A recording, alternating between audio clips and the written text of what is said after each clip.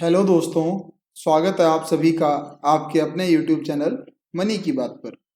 दोस्तों, ministry of finance ने 27 जून 2020 को एक नोटिफिकेशन निकाला जिसका नंबर है 55/2020। इस नोटिफिकेशन में बोला गया है कि in exercise of powers conferred by section 168A of CGST act read with section 20 of IGST act and section 21 of UTGST act, यानी 168A section of CGST act में जो पावर दी गई हैं उनको एक्सरसाइज करते हुए on the recommendations of the council के recommendation पे hereby makes the following further amendments in the notification number 35/2020 central tax, यानी कि 35 जो नोटिफिकेशन है 2020 का, उसमें कुछ अमेंडमेंट करी हैं काउंसिल के रिकमेंडेशंस पर। तो आइए जानते हैं क्या अमेंडमेंट करी हैं।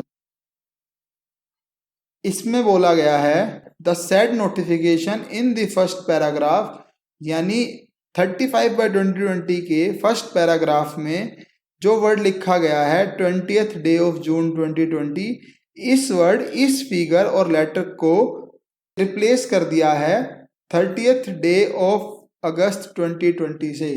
यानी कि जहाँ जहाँ पर यहाँ इस फर्स्ट पैराग्राफ में 29th डे ऑफ जून 2020 लिखा था, उसको रिप्लेस करके 30th डे ऑफ अगस्त 2020 कर दिया है। वहीं साथ ही साथ जहाँ पर 30th डे ऑफ जून 2020 लिखा था, उसको रिप्लेस कर दिया है 31st डे ऑफ अगस्त 2020 से। दोस्तों, अब इसको ज़्यादा समझने के लिए हमें देखना पड़ेगा नोटिफिकेशन नंबर 35/2020।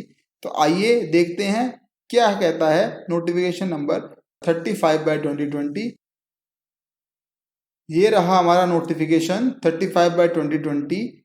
इसमें बोला गया है in exercise of power conferred under section 168A, यानी वही सेक्शन 168 ऑफ CGST एक्ट के पावर को एक्सरसाइज करते हुए in the view of spread of pandemic COVID-19 across many countries of the world, including India, the government on the recommendation of council hereby notifies, क्या notify करती है, where any time limit for the completion or compliance of any action by any authority or by any person has been specified in or prescribed or notified under this said act, which falls during the period from 20th day of March 2020 to 29th day of June 2020, and where completion or compliance of such action has not been made within such time,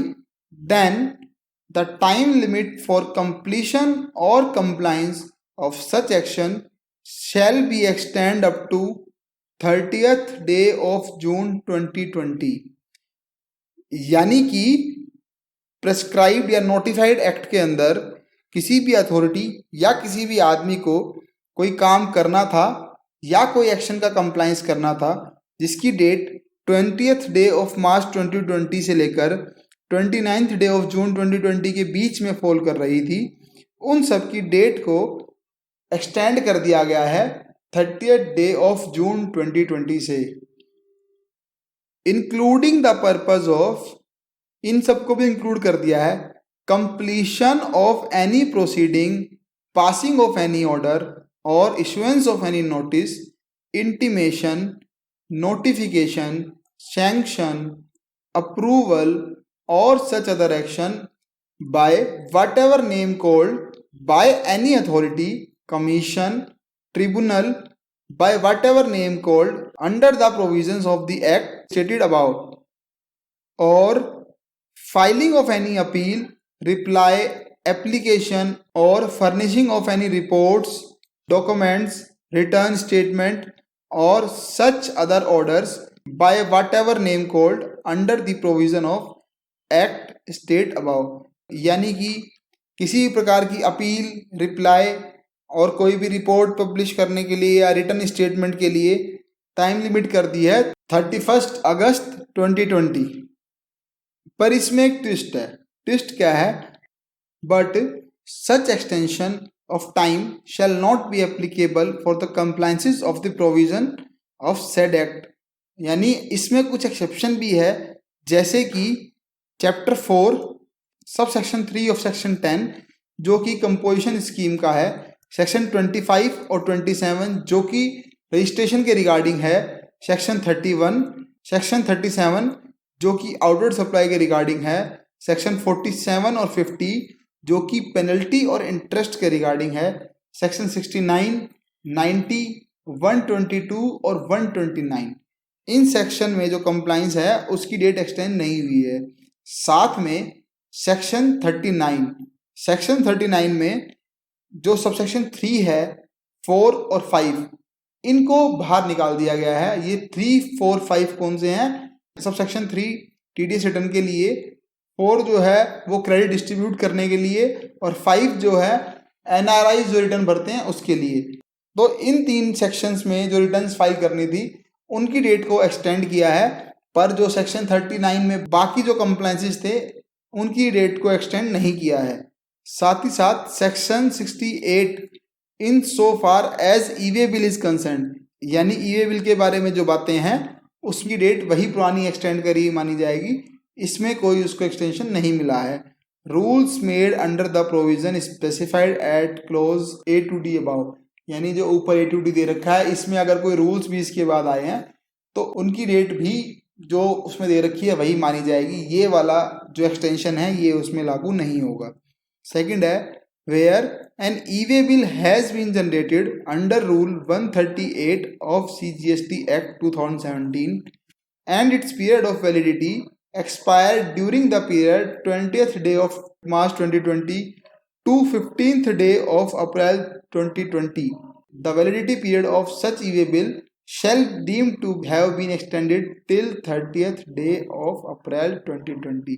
यानी e-way bill जो rule 138 के through काटा जाता है उसकी जो validity है वो 20 मार्च 2020 से लेकर 15 अप्रैल 2020 के बीच में एक्सपायर हो रही है।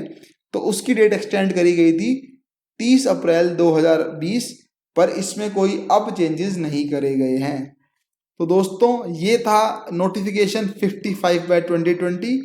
इसके अलावा सरकार ने एक और नोटिफिकेशन जारी किया है जो कि है नोटिफिकेशन नंबर 56/2020।